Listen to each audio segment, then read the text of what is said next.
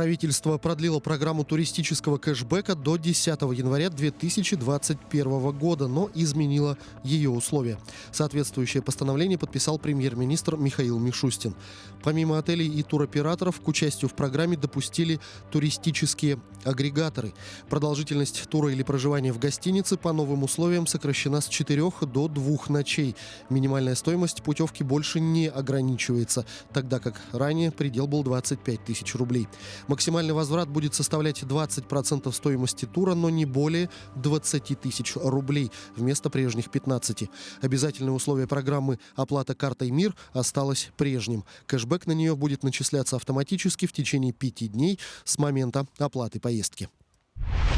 В ближайшие 3 года российские налоговики могут получить больше возможностей для изучения информации о клиентах банков. Предусматривается расширение возможностей получения налоговыми органами информации от кредитных организаций, необходимой для осуществления налогового контроля, а также направление такой информации по запросу компетентного органа иностранного государства. Согласно пояснениям, реализация такой меры будет способствовать обелению экономики, не затрагивая интересы добросовестных налогоплательщиков. Но какую именно информацию о клиентах и по какой схеме смогут получать налоговики, пока неизвестно. Оспаривание кадастровой стоимости недвижимости позволит собственникам снизить налог на нее на 20-30%. Предварительную переоцененную кадастровую стоимость квартир предложено сообщать россиянам через их личный кабинет на сайте госуслуг.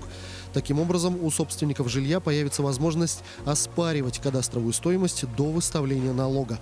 На данный момент предварительные результаты оценки размещаются на региональных правительственных сайтах в виде единого отчета по всему субъекту, что создает у собственников сложности при поиске нужных им данных в огромном массиве информации.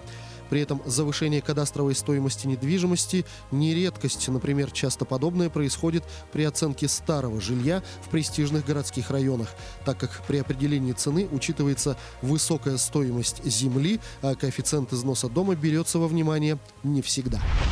Возможность продления программы кредитных каникул для граждан, пострадавших от пандемии коронавирусной инфекции, будет обсуждаться в рамках закона, принятого весной. Напомню, президент России Владимир Путин 3 апреля подписал закон о праве граждан, индивидуальных предпринимателей, а также малого и среднего бизнеса, пострадавших от коронавируса, на кредитные каникулы. В течение этих каникул не должны начисляться штрафы и пени, нельзя требовать досрочных выплат, не допускается обращение взыскания на предмет залога или ипотеки, обращение с требованием к поручителю.